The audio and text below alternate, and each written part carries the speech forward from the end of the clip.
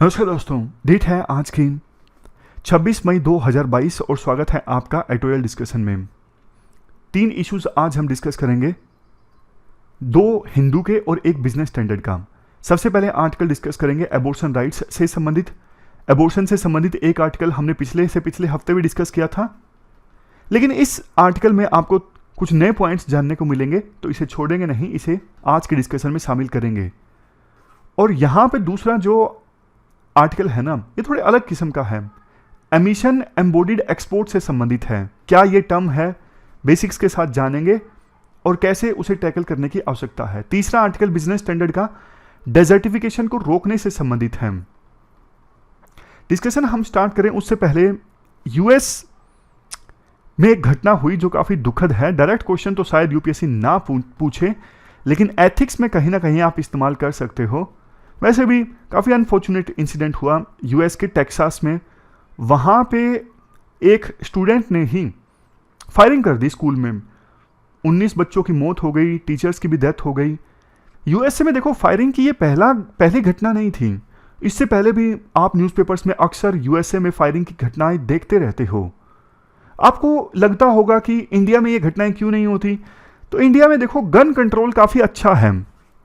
Gun आसानी से नहीं मिलती हमारे देश में। लाइसेंस लेना जरूरी है गन परचेज करने के लिए। लाइसेंस आसानी से नहीं मिलता, प्रॉपर वेरिफिकेशन होती है, थ्रेट परसेप्शन देखा जाता है, उसके बाद सरकार गन का लाइसेंस देती है। पूरी प्रक्रिया काफ़ी मुश्किल होती है, आसान नहीं होती है। यूएसए में गन वैसे मिलती है जैसे सब्जी, मतलब कुछ गन तो लिटरली कोई लाइसेंस लेने की आवश्यकता नहीं है। आपकी एज 18 साल से ऊपर है तो आप जाके गन ले आओ, बिना किसी लाइसेंस के, बिना किसी रेगुलेशन के। तो गन देखो खुले आम ऐसे मिलेगी तो जाहिर तौर पर गन की एक्सेस बढ़ेगी, लोगों के पास में ज्यादा गन्स होंगी और वो गुस्से में आके इसका इस्तेमाल भी करेंगे, तभी ये घटनाएं होती हैं। अब एक क्वेश्चन आपके मन में जरूर आना चाहिए, यार ये सरकार यूएसए की कुछ करती क्यों नहीं? इतने बेचारे बच्चे, मतलब सोच के देखिए, जो आप, अब मैं क्या बोलूं, आपकी शादी नहीं हुई है, जो माँ बाप है ना, वो जब इस घटना को देखते हैं ना, थोड़े अलग पर्सपेक्टिव से देखते हैं कि हमने हमारे बच्चों को स्कूल में भेजा और क्या रिजल्ट निकला इसका। समझ रहे हो? तो मतलब उनमें कैसे इमोशंस उमड़ के आते होंगे। लेकिन वहां पे ना यूएस में गन की जो लॉबी है ना, बहुत स्ट्रांग है। वहां पे नेशनल राइफल एसोसिएशन और वो लोग जो गन को मैन्युफैक्चर करते हैं, वो खूब पैसा देते हैं इनको, यूएस के लॉ मेकर्स को। तो इस वजह से ना कानून नहीं बन पाता गन कंट्रोल के अगेंस्ट। बराक ओबामा ने भी कोशिश की थी, खास करके जो डेमोक्रेटिक प्रेसिडेंट्स हैं ना, वो कोशिश करते हैं, कंजर्वेटिव वाले नहीं करते हैं, जैसे ट्रंप ने नहीं की, रिपब्लिकन वाले। तो अब फिर से बाइडेन बोल रहे हैं कि भगवान के लिए कानून बना दिया जाए गन को कंट्रोल करने के लिए, अदरवाइज ऐसी घटनाएं फिर से सामने आएंगी जो पूरे वर्ल्ड में किसी और जगह पर सामने नहीं आती। लेकिन वहां की मीडिया भी काफी शांत है। ऐसा लगता है कि गन की जो लॉबी है, मीडिया को भी पैसे देते हैं इस प्रकार की खबरें ज्यादा ना दिखाने के लिए। लेकिन अब यूएसए के लॉ मेकर्स को जानने चाहिए, मतलब ये महसूस करना चाहिए कि इनोसेंट बच्चे मारे जा रहे हैं, इनोसेंट सिटीजन्स भी मारे जा रहे हैं। कोई ना कोई सनकी आ जाता है, अंधाधुंध फायरिंग कर देता है और निर्दोष लोगों की जान चली जाती है। तो वहां पे गन कंट्रोल काफी ज्यादा जरूरी है। अब हम डिस्कशन स्टार्ट करते हैं। First important article abortion rights से संबंधित है। आप जीएस पेपर सेकंड के इस टॉपिक से आर्टिकल को रिलेट कर सकते हो। क्या कंटेक्स्ट है? देखो, कंटेक्स्ट ये है, यूएसए में ना सुप्रीम कोर्ट की एक जजमेंट आने से पहले लीक हो गई और जजमेंट में कुछ ऐसा था कि 1973 का यूएसए का एक जजमेंट था जिसमें उन्होंने एबॉर्शन राइट्स को दिया था, मतलब एबॉर्शन को अलाउ किया था। और अभी जो जजमेंट लीक हो गई है उसके अनुसार सुप्रीम कोर्ट यूएसए की 1973 की अपनी जजमेंट को पलटने वाला है, यानी एबॉर्शन राइट्स को जनता से छीनने वाला है। इसके बाद यूएस की जनता में काफ़ी गुस्सा है। बहुत से लोग चाहते हैं कि एबॉर्शन राइट्स मिलने चाहिए। जब ये इशू आया ना, तो हमारे देश में भी कुछ लोग ट्वीट करने लगे कि देखो, इंडिया के लोग ज़्यादा लिबरल हैं, हमारे देश में तो एबॉर्शन को अलाउ किया गया है, एबॉर्शन संबंधित एक्ट भी है। तो ये राइटर्स सोनाली वेद एंड सुमेधा अस्थानम, इन्होंने एज ए डॉक्टर पहले प्रैक्टिशनर किया था इंडिया में और बाद में इन्होंने प्रैक्टिस की यूएसए में। तो ये कहते हैं, देखो, इंडिया में कुछ लोग जो अपने आप को सेल्फ कॉन्ग्रेचुलेट कर रहे हैं ना कि हाँ इंडिया में तो लोगों के पास में अबॉर्शन के राइट्स हैं, मतलब महिलाओं के पास अबॉर्शन के राइट्स हैं, यूएसए में छीनने वाले हैं क्योंकि यूएसए की सुप्रीम कोर्ट का जजमेंट आने वाला है। तो इन राइटर्स के अनुसार इंडिया में सिचुएशन काफ़ी ख़राब है, बट हम ध्यान नहीं दे रहे हैं। ये अपनी मेमोरी से 2 वाक्य शेयर करते हैं। ये कहती हैं कि सोनाली वैद्य जब इंडिया में एज ए इंटर्न काम कर रही थी ना, तो उनके सामने हॉस्पिटल के बाहर एक प्रेग्नेंट महिला की मौत हो गई क्योंकि तय समय पर वो अपनी डिलीवरी नहीं करवा सकी, मतलब लेट हॉस्पिटल में पहुंची। ये बात सच भी है। देखो अक्सर हम लोकल न्यूज़पेपर्स में इस प्रकार की खबरें सुनते रहते हैं कि बाथरूम में महिला ने बच्चे को जन्म दे दिया, हॉस्पिटल के बाहर महिला ने बच्चे को जन्म दे दिया, या फिर एम्बुलेंस में बच्चे को जन्म दे दिया। ये बात हम सुनते रहते हैं। और दूसरी जो राइटर हैं सुमेधा अस्थाना, वो कहती हैं एक पिक्चर जो हमेशा मुझे मेरे जहन में आती है वो ये है, एक महिला की मेरे सामने डेथ हो गई थी एबॉर्शन के बाद ब्लड में इन्फेक्शन की वजह से। अनसेफ एबॉर्शन हुआ था, उसके बाद जब खून काफ़ी ज़्यादा बह गया, खून में इन्फेक्शन हो गया, तो उसको हॉस्पिटल में लाया गया। देखो ये दोनों इंसिडेंट्स मैंने आपके साथ इसलिए शेयर किए, सीधा सीधा इनको जीएस के आंसर राइटिंग में इस्तेमाल नहीं कर सकते, लेकिन ऐसे में आपको ऐसे की शुरुआत करनी हो ना, तब ये 2 चीज़ें आप लिख सकते हो। इस प्रकार से जब ऐसे की शुरुआत किसी एनेक्डोट से, मतलब स्टोरी से या फिर न्यूज़ आर्टिकल से होती है ना, तो शुरुआत में एग्जामिनर का इंटरेस्ट बन जाता है। खैर आगे चलते हैं। राइटर ना कुछ आंकड़े प्रेजेंट करती हैं। राइटर कहती हैं देखो वर्ल्ड में जितनी भी अनइंटेंडेड प्रेगनेंसीज होती है ना, मतलब ना चाहते हुए प्रेगनेंसीज, अनप्लान्ड प्रेगनेंसी, उनमें से 10 में से 6 में तो इंड्यूस्ड एबॉर्शन होता है। इंड्यूस्ड एबॉर्शन का मतलब ये होता है आप किसी प्रकार की मेडिसिन देकर या फिर मेडिकल प्रोसीजर का इस्तेमाल करके प्रेगनेंसी को एंड कर रहे हो, इसे बोलते हैं इंड्यूस्ड एबॉर्शन। और देखो आंकड़ों के अनुसार टोटल जितने एबॉर्शन परफॉर्म होते हैं ना, उसमें से 45% तो एबॉर्शन अनसेफ होते हैं, और जितने अनसेफ एबॉर्शन परफॉर्म होते हैं उसमें से 97% तो डेवलपिंग कंट्रीज में परफॉर्म होते हैं। जाहिर तौर पर डेवलप कंट्रीज में अवेयरनेस ज़्यादा है, डेवलप कंट्रीज में हेल्थ इंफ्रास्ट्रक्चर अच्छा है, तो पूरे वर्ल्ड में जितने अनसेफ एबॉर्शन परफॉर्म होते हैं उसमें से 97% डेवलपिंग कंट्रीज में परफॉर्म होते हैं। और इंडिया की अगर बात करें, इंडिया में जितने मैटरनल डेथ होती है ना, यानी डिलीवरी के समय मदर्स की डेथ होती है, उसमें से देखो 10% डेथ तो एबॉर्शन की वजह से होती है। अब इंडिया से संबंधित डेटा थोड़ा और डीप में है, ये सब याद रखने की आवश्यकता नहीं है, लेकिन जितना देखो अभी आप ध्यान से सुन रहे हो, कम से कम 2-3 फैक्ट भी याद आ गए तो वैल्यू एडिशन अच्छा हो जाएगा।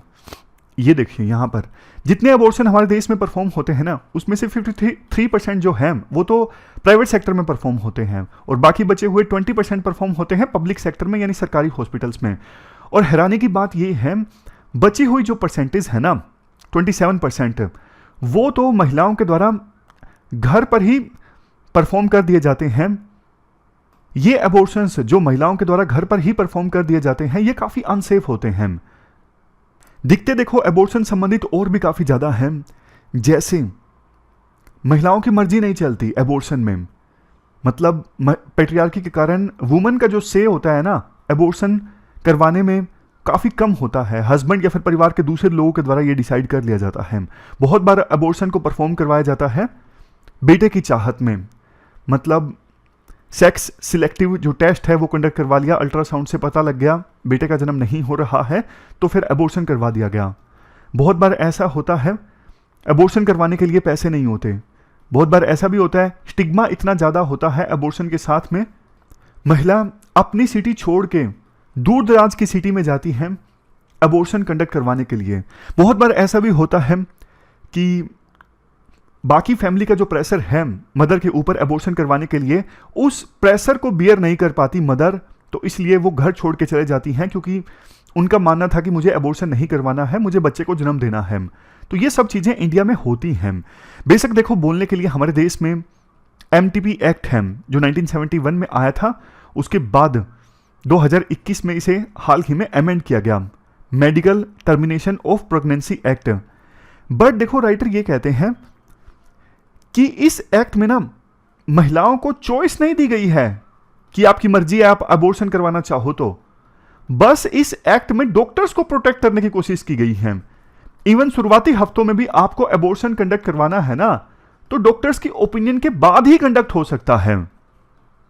इसके साथ साथ इस एक्ट में प्रेग्नेंट वुमन वर्ड मेंशन किया गया है, लेकिन ट्रांसजेंडर पर्सन्स का नाम नहीं लिया गया है। और देखो, इससे भी ज्यादा हमारे देश में ना अबॉर्शन को फैमिली प्लानिंग से जोड़ के देखा जाता है, लेकिन अबॉर्शन को इस संदर्भ में नहीं देखा जाता कि महिलाओं को पूरा अधिकार है उसकी बॉडी पर, महिलाओं को रिप्रोडक्टिव राइट्स होने चाहिए। इस संदर्भ में अबॉर्शन को नहीं देखा जाता है।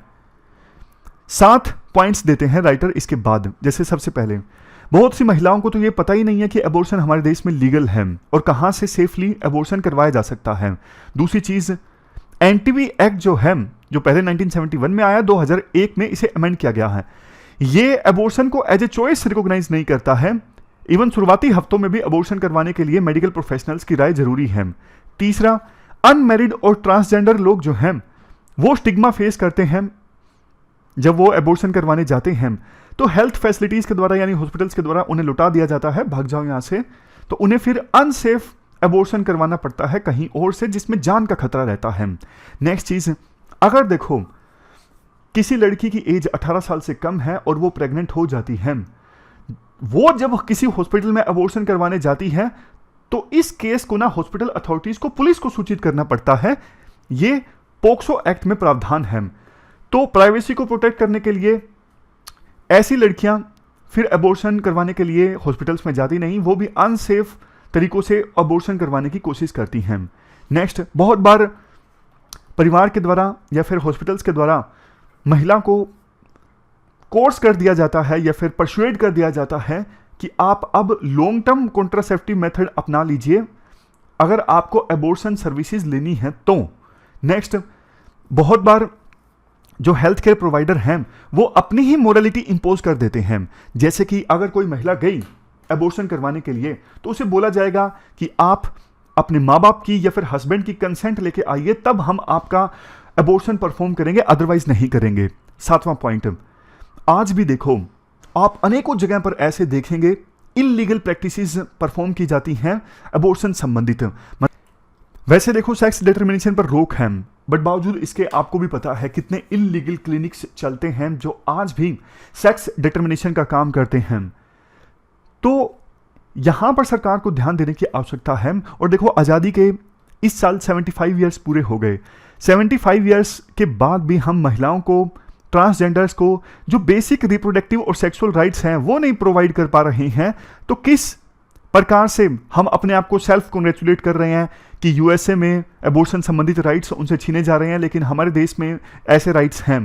देखो, ये जो समय है ना यूएसए के लोगों का साथ देने का है कि पूरे वर्ल्ड में किसी भी महिला से रिप्रोडक्टिव और सेक्सुअल राइट्स ना छीने जाएं।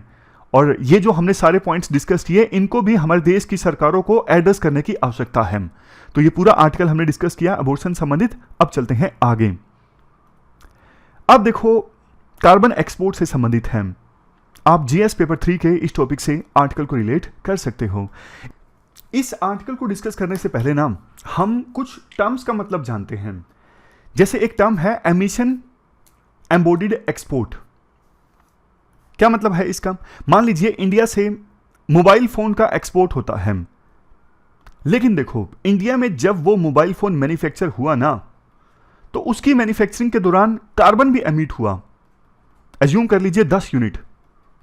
तो ये क्या है? ये एमिशन एम्बोडिड एक्सपोर्ट है, क्योंकि उस प्रोडक्ट को एक्सपोर्ट किया गया है जिसको मैन्युफैक्चर करते वक्त 10 यूनिट कार्बन एमिट हुआ।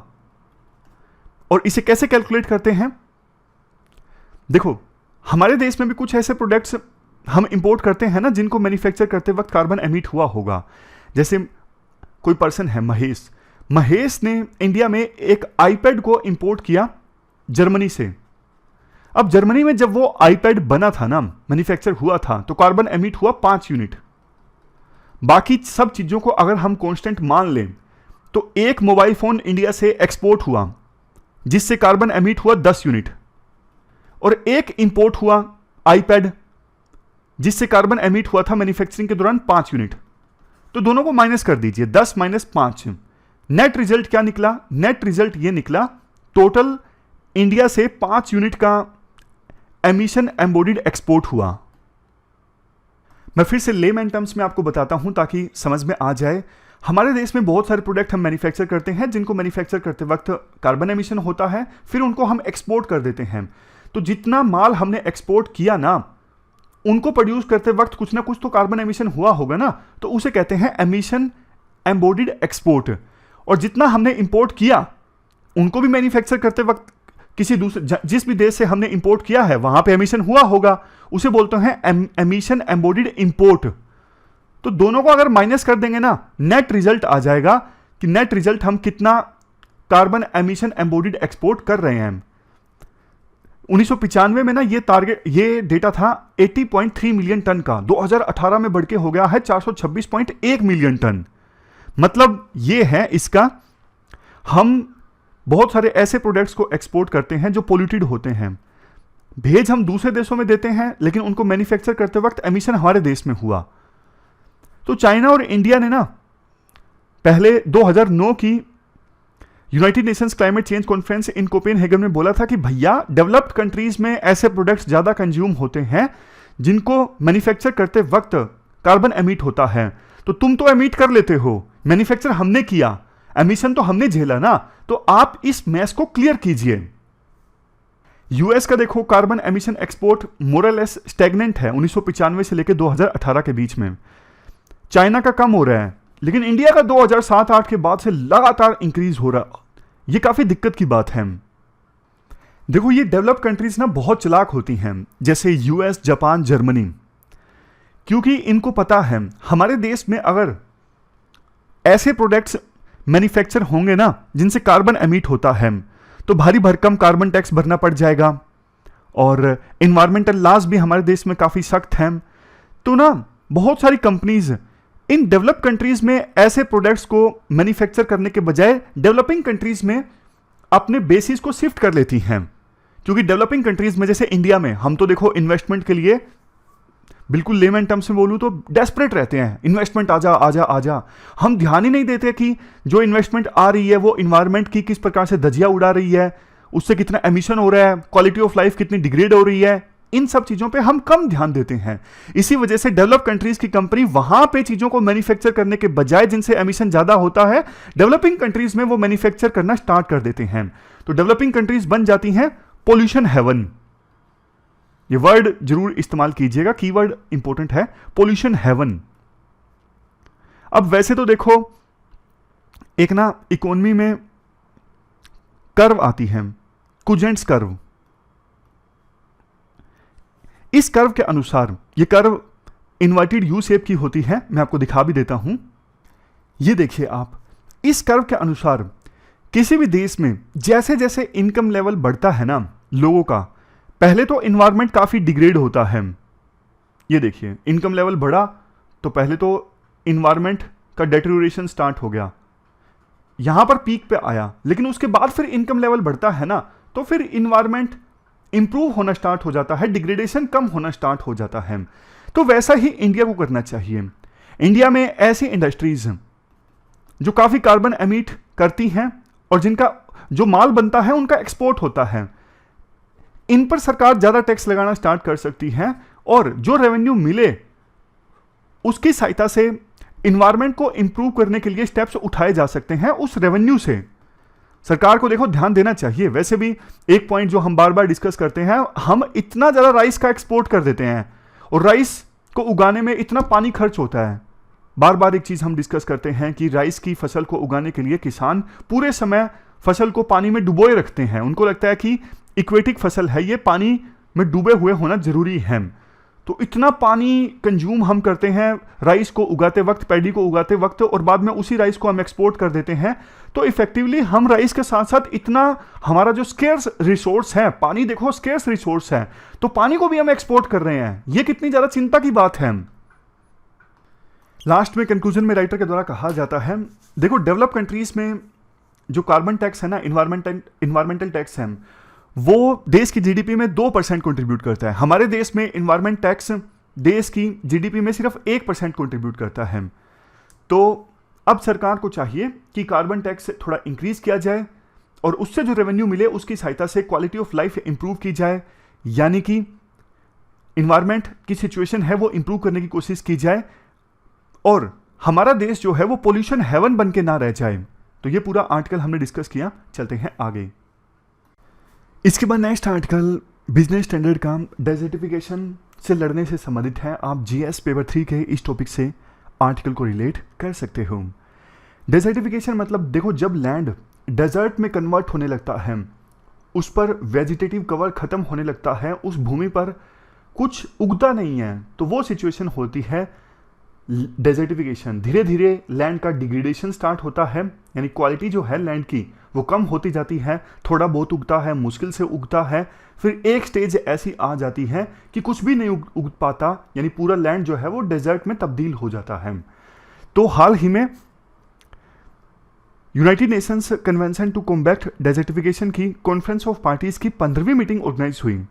इसमें एक लक्ष्य रखा गया, जो मेंबर कंट्रीज हैं उनसे आह्वान किया गया कि आप 2030 आते आते 1 billion hectare of degraded land को रिक्लेम कीजिए, यानी उस लैंड को जो अभी खराब हो चुका है उसे ठीक कीजिए ताकि उसे यूज में लाया जा सके, वहां पर कुछ उगाया जा सके। यह मीटिंग ऑर्गेनाइज हुई थी एबिजान में। बताइए आपको कितने साल हो गए यूपीएससी की तैयारी करते करते? एबिजान का नाम सुना है कभी? टू बी ऑनेस्ट मैंने आज पहली बार सुना एबिजान का नाम। ये आइवरी कोस्ट की इकोनॉमिक कैपिटल है। वेस्टर्न अफ्रीका का एक देश है आइवरी कोस्ट। मैपिंग करते वक्त इसका नाम तो आपने सुना होगा, लेकिन इस देश की इकोनॉमिक कैपिटल है एबिजान। तो यहां पर ये मीटिंग ऑर्गेनाइज हुई थी। वैसे ही न्यूज़ में आया इसलिए आपके साथ शेयर किया। देखो, आज के समय में पूरे वर्ल्ड का जो 40% लैंड है ना, उस पर ऑलमोस्ट 50% जनता निर्भर करती है। अगर यही सिचुएशन चलती रही, जैसा आदतें हमारी आज के समय में हैं, यही सब कुछ चलता रहा, 2050 आते आते कितना लैंड और ज्यादा डिग्रेड हो जाएगा? उतना जितना पूरा साउथ अमेरिका कॉन्टिनेंट का साइज है। सोच के देखिए, एक्शन नहीं लिया गया ना, 2050 आते आते साउथ अमेरिका के साइज का जो लैंड है वो एडिशनली डिग्रेड हो जाएगा। इंडिया तो आपको पता है वैसे भी लैंड स्ट्रेस्ड कंट्री है। इतना कम लैंड पर वर्ल्ड की सबसे ज्यादा पॉपुलेशन हमारे देश में रहती है। सबसे ज़्यादा अब तो हो ही गई होगी। काफ़ी सालों तक तो हम चाइना से पीछे थे, दूसरे नंबर पे थे, लेकिन अब चेक करना पड़ेगा, शायद अब हम सबसे ज़्यादा पॉपुलेशन वाले देश बन गए हैं। सेंसस कंडक्ट होना था पिछले साल, लेकिन कोविड-19 के कारण नहीं कंडक्ट हो पाया। इसके बाद ये कहा जाता है जितना हमारे देश में लैंड है ना, थोड़ा बहुत है, कम है, लेकिन जितना भी है उसका 30% हिस्सा तो डिग्रेडेड कैटेगरी में आता है। और चिंता की बात यह भी है, लैंड डिग्रेड होने की ये जो प्रक्रिया है ना, लगातार चल रही है।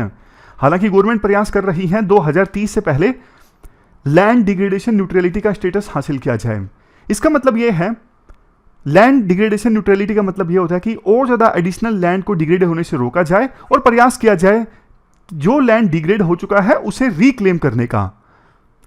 देखो, जो इसरो के द्वारा सैटेलाइट से डेटा कलेक्ट किया गया है ना, उसके अनुसार हमारे देश में डेटोरेटेड लैंड का जो मैग्नीट्यूड है ना वो इंक्रीज हो गया है। 2003 में कितना था? 94.53 मिलियन हेक्टेयर, और 2018-19 में बढ़ के हो गया है 97.85 मिलियन हेक्टेयर। और जो ये लैंड डिग्रेड हो रहा है, इसकी वजह से देखो इकोनॉमिक लॉस भी काफी ज्यादा होता है। जब भूमि पर कोई उग नहीं पाएगा तो कितना नुकसान होगा आप बताइए। 2014-15 के डेटा के अनुसार डिग्रेडेड लैंड से देश की इकोनॉमी को 3.17 ट्रिलियन रुपीस का नुकसान हो रहा था, जो उस समय की हमारे देश की जीडीपी का 2.5% था। और देखो, ज्यादातर ये जो हमारे देश में लैंड डिग्रेड हो रहा है ना, ये एग्रीकल्चर, फॉरेस्ट, इस कैटेगरी में हो रहा है। मतलब जैसे एग्रीकल्चर की प्रैक्टिसेस काफी ज्यादा खराब हैं। नॉर्थ ईस्ट में आज भी एक जगह लैंड को क्लियर किया जाता है, पेड़ वगैरह जलाए जाते हैं, वहां पे खेती की जाती है, फिर उस जमीन को छोड़ दिया जाता है। तो बताइए लैंड डिग्रेड होगा या नहीं होगा? होगा। शिफ्टिंग कल्टीवेशन जिसे आप बोलते हो। इसके अलावा हरियाणा, पंजाब में देखिए, जो पहले आर्टिकल में भी हमने डिस्कस किया, पैडी को छोड़ दिया जाता है पानी में डुबो के ताकि जल्दी उग सके, लेकिन इससे सोइल में सैलिनिटी इंक्रीज हो जाती है, प्रोडक्टिविटी कम हो जाती है और धीरे धीरे लैंड डिग्रेड होने लगता है। यही फेनोमेनन देखने को मिल रहा है आज के समय में पंजाब हरियाणा में। अगर देखो 2030 से पहले हमें लैंड डिग्रेडेशन न्यूट्रलिटी को अचीव करना है ना, तो लैंड को रिक्लेम करने के जो प्रोजेक्ट्स हैं उनको तेजी से इंप्लीमेंट करने होंगे। हमारे पास तो देखो बेस्ट प्रैक्टिसेस भी हैं। हरियाणा पंजाब में जो सोइल की सैलिनिटी बढ़ रही है उसको एड्रेस करने के लिए प्रोजेक्ट्स अच्छे चल रहे हैं कुछ। इसके अलावा राजस्थान वगैरह में जैसे मान लीजिए ये सैंड ड्यून है, यहाँ पे डेजर्ट है, डेजर्ट का एरिया ना धीरे धीरे एक्सपेंड हो रहा है।